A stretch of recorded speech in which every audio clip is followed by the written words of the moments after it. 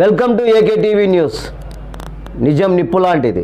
వార్తలు చదువుతున్నది ఉదయగిరి శివరాం. అనంతపురం జిల్లా లలిత కళా పరిషత్ వేదిక నందు 22వ ఏపీ దళిత సమైక్య ఆవిర్భావ దినోత్సవం సందర్భంగా సభలో ఏపీ దళిత సమైక్య రాష్ట్ర అధ్యక్షునిగా కొత్తపల్లి ఎల్లయ్యను ఎన్నుకున్నారు.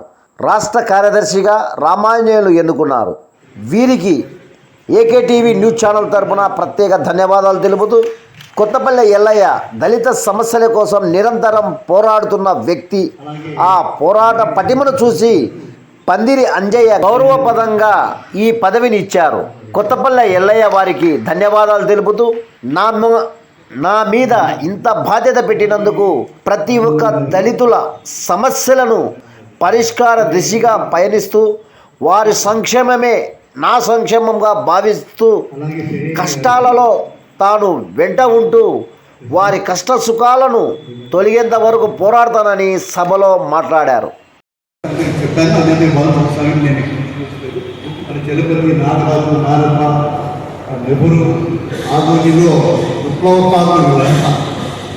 సామాజిక దాంట్లో ఉంటూ ఎస్సీని వచ్చిన పోరాటం చేయడానికి అది సూక్ష్మంగా పరిష్కరించి ఆ సమస్యను పరిష్కారం చేసి అట్లాంటి ఉద్యమాలు ఉన్నారు. అది ఇప్పుడు మన కొత్తపల్లి రాష్ట్ర ప్రధాన కార్యదర్శి ఉంటూ చేస్తున్నాను.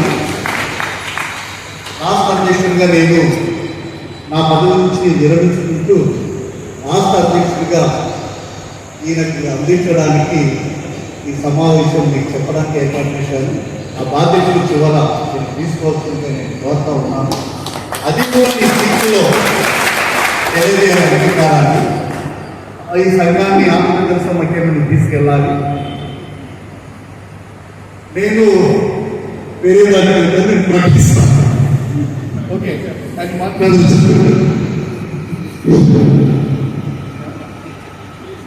ఇంతసేపు మీరందరూ ఎవరైనా మాట్లాడతారా అని చెప్పేసి ఆలోచన చేస్తూ ఆకలి అనుకున్నా కూడా ఆకలిని లెక్క చేయకుండా మీరు మీ కుర్చీల నుండి లేవకుండా కూర్చున్నారే, అందుకు మీ అందరికీ ఉద్యమ చేయండి. మిత్రులారా, మరి ఈరోజు ఈ అనంతపురం పట్టణంలో ఆంధ్రప్రదేశ్ దళిత సమైక్య 22వ పండుగను జరుపుకుంటున్నాం. 22వ పుట్టినరోజు పండుగను జరుపుకుంటున్నాం. మరి ఈ పుట్టినరోజు పండుగకి పెద్దలందరూ వచ్చారు. ఈ పండుగ జరుపుకుంటున్నామంటే ఇక్కడ ఉన్నటువంటి పందిరి అంజయ్య గారు, మరి ఎన్జీఓలు దామోదర్ రెడ్డి గారు, మరి ఇంకా చాలా మంది ఇక్కడ మరి గారు, కృష్ణప్ప గారు, మరి ఇంకా చాలా మంది ఎన్జీఓలు ఈ యొక్క ఆంధ్రప్రదేశ్ దళిత సమైక్యని అమావాస్య ఆదివారం రోజు మూఢనమ్మకాలకు విరుద్ధంగా దీన్ని ఏర్పాటు చేశారు.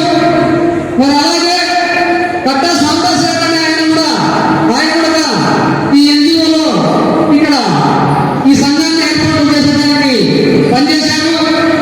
మరి ఇట్లా ఎంతో మంది పెద్దలందరూ ఈ యొక్క సంఘాన్ని ఏర్పాటు చేసి ఇదిగో ఇక్కడ మాట్లాడినటువంటి కొనుపాలం శ్రీనివాస్ గారికి, మరి ఇంకా చాలా మంది కార్యకర్తలు స్టేజ్ మీదకి రాకుండా ఉన్నటువంటి కింద ఉన్నారు. అందరి చేతుల్లో పెట్టారు. మరి వాళ్ళు ఇంతకాలం ఈ సంఘాన్ని వివిధ జిల్లాలలో కొనసాగిస్తూ తీసుకుపోతున్నారు. మరి ఈ దళిత సమైక్య ఏర్పడిందంటే మరి నిజంగా దీనికి ప్రాణం పోసినటువంటి ఎన్జీఓలు మరి పందిరి అంజయ్య గారు అగ్రగణ్యుడు అని చెప్పేసి కూడా ఈ సందర్భంగా మీకు తెలియజేస్తున్నారు. మిత్రులారా, మరి మనం ఇప్పుడు పోరాటం అంటున్నాం. పల్లె పల్లెలను కదిలిస్తాం, పోరాటం సాగిస్తామని చెప్పుకున్నాం.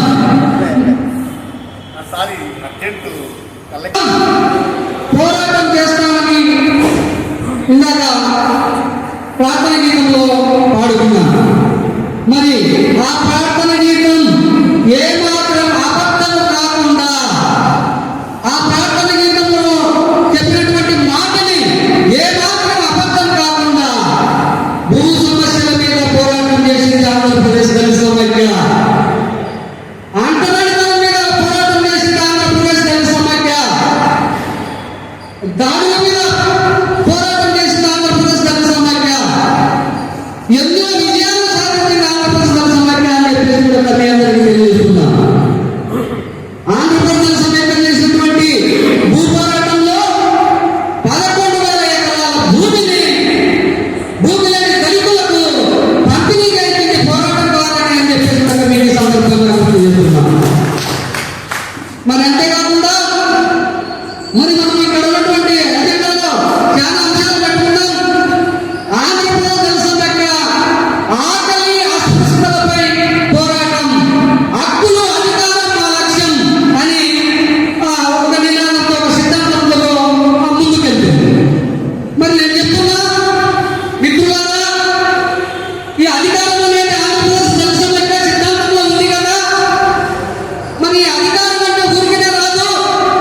ఎన్నో త్యాగాలు చేయాలి, ఎన్నో పోరాటాలు చేయాలి. ఓటు బ్యాంకుని మనం భద్రపరచుకోవాలి. ఆ అధికారం రావాలంటే దళితులకు అని చెప్పేసి కూడా ఈ సందర్భంగా గుర్తు చేస్తున్నా. అధికారం రావాలంటే ఓటును వినియోగించుకోవాలి, ఓటును ఉపయోగించుకోవాలి.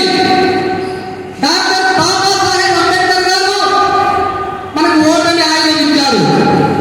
ఓటు అనేది ఎవరు లేదు మనకు.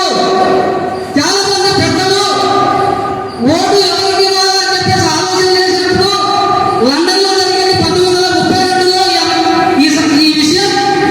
ఓటు ఎవరికి ఇవ్వాలన్నప్పుడు పెద్దలందరూ డిగ్రీ చదువుకున్న వారికి ఓటు ఉండాలా అన్నారు. 100 ఎకరాలు భూమి ఉండే వాళ్ళకి ఓటు ఇవ్వాలన్నారు. పన్ను కట్టే వాళ్ళకి ఓటు ఇవ్వాలన్నారు. ఈ విధంగా జమీందారులు ఓటు వేసుకోవాలి, జమీందారులకు ఓటు వేసుకోవాలన్నారు. వారి అభిప్రాయాలు చెప్తే మరి అంబేద్కర్ గారు వారి అభిప్రాయాలు ఈ విధంగా చెప్పారు. అయ్యా, మీరు చెప్పినటువంటి నిర్ణయాలు మేము ఏంటి తెలియదు. ఈ భారతదేశంలో 18 సంవత్సరాలు నిండినటువంటి ప్రతి స్త్రీకి పురుషునికి ఓటు హక్కు ఉండాలని చెప్పేసి అంబేద్కర్ గారు ప్రతిపాదిస్తే ఆయన ప్రతిపాదన మేరకు మనకందరికీ ఓటు పిలుస్తున్నది, నీకు నాకు స్వాగతమని పిలుస్తున్నది. దళిత సేవకై దీక్ష పూర్ణమన్నది.